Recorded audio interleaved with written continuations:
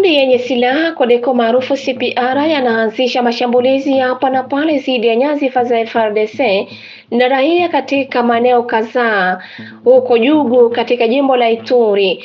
Kulingana na vyanzo vya usalama, takribani watu 9 waliuawa na 3 kutekwa nyara wiki hii. Wakazi wengi walikimbilia katika kambi mbalimbali ya wavuvi katika uwanda wa ziwa Albert.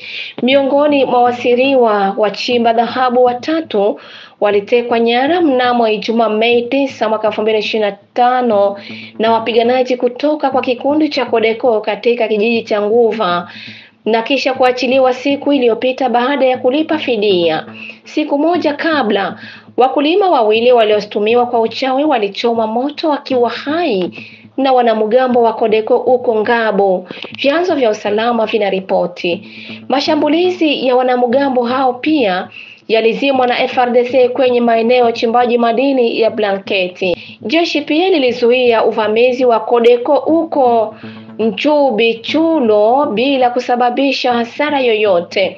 Huko Kafe, wanajeshi 2 wa FARDC na mmoja wanafamilia wao walikufa katika shambulizi la wanamgambo wa chama cha CPR.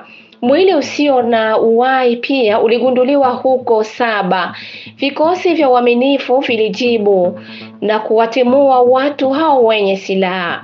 Baadhi ya watu walijificha miongoni mwa wakazi katika maeneo ya Ndilo, Ngampemba na Nembo Nchapa. Vyanzo vya usalama vinaonyesha wanatafuta kujipanga upya ili kuyumbisha eneo hilo.